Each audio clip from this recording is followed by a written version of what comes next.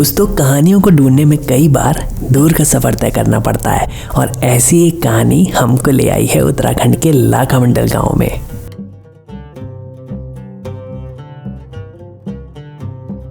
लाखामंडल को लोग महाभारत के लाक्षागृह से भी जोड़ते हैं। वैसे तो कुछ नई कहानियां भी जुड़ी हैं, जैसे कहां से आए लाखों शिवलिंग और क्या है मरकर जीवित होने की कहानी, जिसके लिए लोग इसे मोड़ा भी कहते हैं। तो क्या है सच्चाई लाखामंडल की इन कहानियों की, जानने आया हूं मैं, आपका पहाड़ी ट्रैवलर, और स्वागत करता हूं आप सभी का हमारे चैनल पहाड़ी ट्रैवलर में।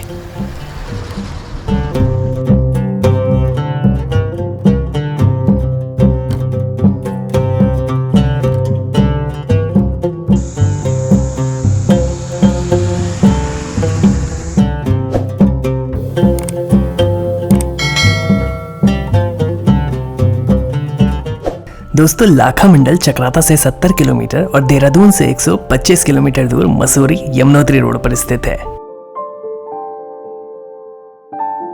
लाखामंडल का पूरा रास्ता देवदार व चीड़ के घने जंगलों से घिरा हुआ है।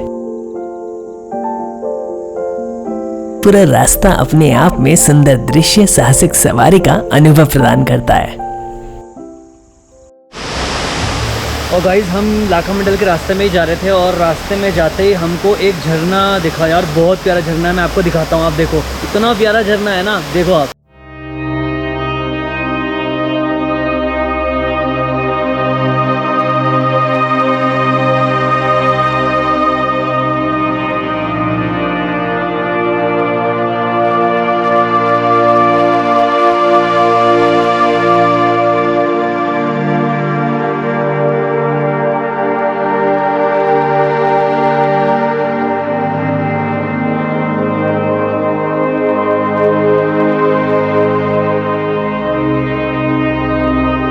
लाखामंडल वो जगह है जहां मृत्यु से बचने का एक मौका मिलता है और लोगों की माने तो यह मौका यहाँ सबको मिलता है। इसीलिए लाखामंडल का एक नाम और है, जो कि है मोड़ा। मोड़ा का मतलब है कोई आदमी जो जीवित हो जाए।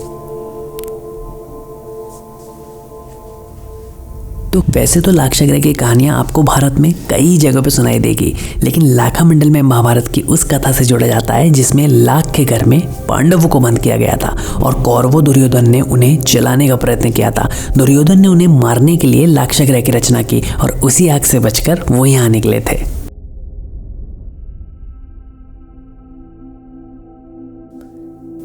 ये गुफाएं जो आज भी यहाँ मौजूद हैं, वो बाहरी दुनिया के लिए शायद ना सही, मगर यहाँ रहने वालों के लिए तो लाक्षागृह का सत्य ही बन चुकी है, जिसे वो आज भी जी रहे हैं। आज भी यहाँ के लोगों के जीवन में पांडवों की गाथाएं का प्रभाव साफ दिखाई देता है।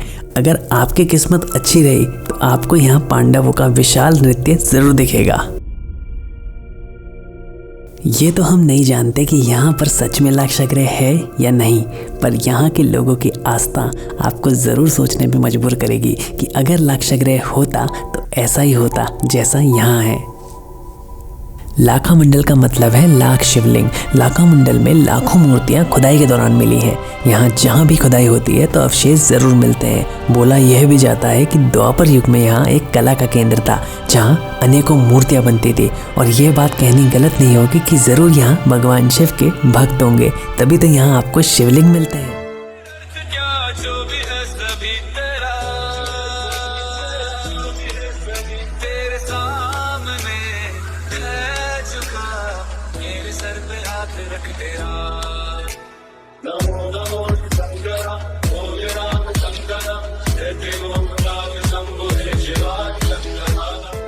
क्या है ये मृत लोगों के जीवित हो जाने का रहस्य जो यहाँ मोड़ा से जुड़ा हुआ है? ये कहानी जोड़ती है मानव और दानव से। आइए सुनते हैं पंडित जी की जुबानी। इनका मुखबिर पश्चिम को है। इनको बोलते हैं कि धर्म और अधर्म। ये आदमी ने कितना तो धर्म किया है और कितना उसने पाप किया। तो जिन्होंने धर्म का काम किया है वो उत्तर दिशा में है द्वारपाल, वो इनके लोग को भेजते हैं भगवान, और जिन्होंने अधर्म का काम किया वो इनके लोग को भेजते हैं। तो ये उत्तर दिशा में, जैसे इनका आप मुकुट देख रखे होंगे ऊपर, जैसे मुक्ता मणियों का मुकुट है ऊपर। और इधर वाले इसमें देखो कि मसान की खोपड़ी है इसमें। तो इनको बोलते हैं कि धर्म और अधर्म। अच्छा। और ये धर्मराज के रूप में लिंग रूप में बैठे हैं। और सामने जो है जो शेषनाग की जैसे आपको दिख रहा है पर्वत जो है शेषनाग के फन की तरह है। पर आज की 22वीं सदी में ये सब संभव नहीं लगता, परंतु सदियों से चली आ रही इन कहानियों पर विश्वास करना कहीं ना कहीं हमारा दिल भी चाहता है। लेकिन इसी विश्वास का प्रतीक है लाखा मंडल का यह प्राचीन मंदिर, जिसे जालंधर खंड की रानी ईश्वरा ने बनाया था। कहते हैं कि वो अपनी मृत पति, जिनकी मृत्यु हाथी से गिरकर हुई थी, को पुनर्जीवित करने के लिए यहाँ आई थी। ईश्वरा की कहानी और यहाँ मिले लाखों शिवलिंग इस बात का प्रमाण तो देते हैं कि यहाँ जरूर ऐसी घटना घटी थी। विनित किया हुआ जल छिड़कते ही वह जीवित हो जाता है और मृत्यु को प्राप्त करते समय मुख से राम राम नहीं कहा तो राम राम शब्द का उच्चारण करके कर ले, गंगा जल नहीं पिया तो पी ले।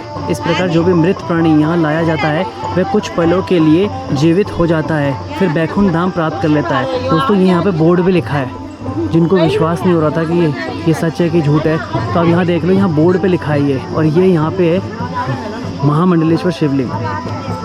तो यहाँ आएँ और खुद देखें, जिन लोगों को इस पर विश्वास नहीं होता कि ये सब सच है या झूठ है, तो अब यहाँ आके पढ़ लें खुद।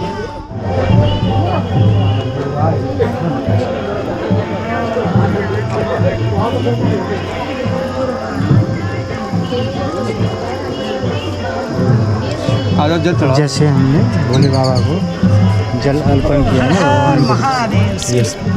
भगवान भस्मंगरागाय महेश्वराय नित्याय सुधाय दिगंबराय तस्मै नकाराय नमः शिवाय।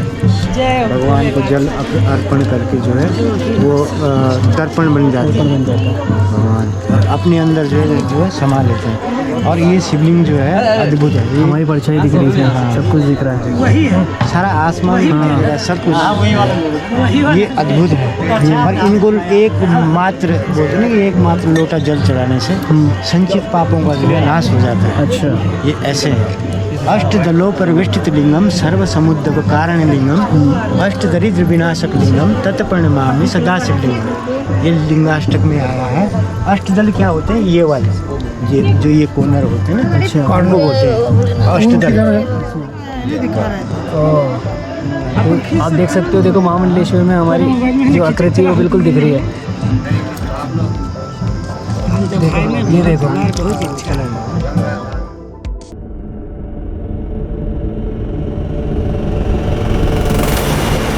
दोस्तों मंदिर में मौजूद ये शिवलिंग द्वापर और त्रेता युग के हैं, जब भगवान राम ने धरती पर अवतार लिया था। इसके अलावा मंदिर के गर्भगृह में मौजूद पांव के निशान माता पार्वती के बताए जाते हैं।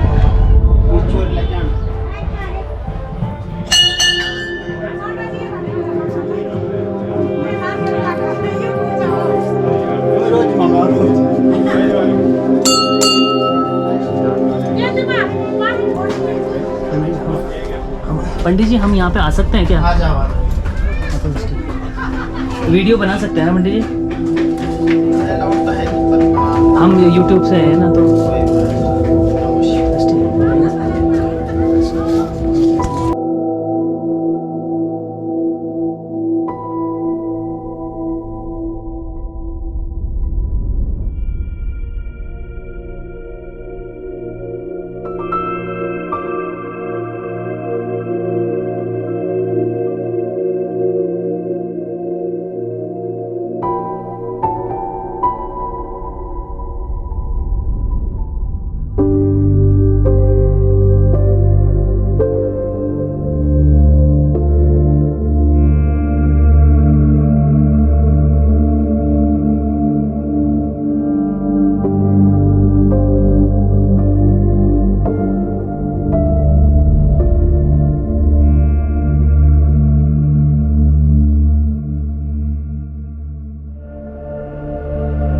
सफेद रंग में है ना शिवलिंग। और ये मतलब पूरा ऐसी शिलाओं से बना हुआ है। इसमें देखो चिड़ाई भी नहीं इस मंदिर में। पंडित जी ये सब कुछ यहीं पे ये निकला? सब यहीं पे निकला है। ये 2007 की खुदाई में निकला है। अच्छा, और ये अभी मार्च के महीने में निकला है। संग्रहालय बन रहा था। अच्छा, तो यहाँ जब बुनियाद बन रही थी तो इसमें निकल दिया है। अच्छा, फिर इसको छोड़ दिया। अब ये संग्रहालय बन गया, इसमें कुछ नहीं है। अच्छा। चक्र था, मतलब जालंधर खंड जो है, जैसे हिमाचल प्रदेश को बोलते हैं ना जालंधर खंड, तो वहाँ के राजा थे। तो वो ईश्वरा जो है वो यहाँ की जो राजकुमारी थी, उस ईश्वरा ने अपनी 11 पीढ़ी के 12 राजाओं के नाम लिखे और वो अश्वमेध जैसे यज्ञ किए, जैसे शील बर्मन है। ये भोले बाबा की स्वयं पावर है। ये किसी समय जो है इस मंदिर से भी और विश्व बहुत बड़ा मंदिर है। अच्छा। आज भी ये इनकी जो अवशेष हैं, जैसे ये है, वो कितनी बड़ी बड़ी शिलाएं हैं, ये आम आदमी नहीं ला सकता। अब जैसे ये जो मंदिर का टॉप देखो, इसमें जो है बोल चक्र है, उसके ऊपर फिर शिवलिंग है। तो ऐसे शिवलिंग 2 देखो आप सामने है, तो जो उधर वाला है ऐसा ही गोल है, ऐसा ही शिवलिंग में ऊपर भी है। उस समय इतनी हाइट वाला व्यक्ति ही चढ़ा सकता है। तो जैसे अभी भाई भीम की तो हाइट ही होगी, और आम आदमी अगर 1000 आदमी भी आज इसको हिलाने लगे तो नहीं हिला सकते। भीम ने तो ऐसे रख दिया होगा, उनके अंदर तो बल था ना, हनुमान जी ने उनको अलग बल दिया। तो यहाँ से जो स्वर्गारोहणी का भी उनको मार्ग दिखाया था, तो ये स्वर्गारोहणी मुख यहाँ है, और लोग बद्रीनाथ से जाते हैं, लेकिन आना यहीं पड़ता है। जिस तरह इंसानों में अलग अलग विशेषताएं होती है और इन सब को मिलाकर बनता है एक आकर्षक व्यक्तित्व, कुछ वैसी ही बात है लाखामंडल में भी। अलग अलग कहानियां और उनके अलग अलग रंग जिन्होंने इस जगह से लोगों को बांध दिया है। गांव वालों के दिल में पांडव और मरकर जीवित होने की कहानियां हैं, मगर जो लिखित इतिहास है उससे वे कोसों दूर हैं। कहीं ऐसा तो नहीं कि समय और प्रशासन के बदलने से कहानियां बदल गई और रह गया सिर्फ इनका विश्वास। दोस्तों, हम आशा करते हैं आपको आज की हमारी ये वीडियो अच्छी लगी हो। हम फिर से मिलेंगे एक नई वीडियो और एक नई लोकेशन के साथ। तब तक के लिए नमस्कार।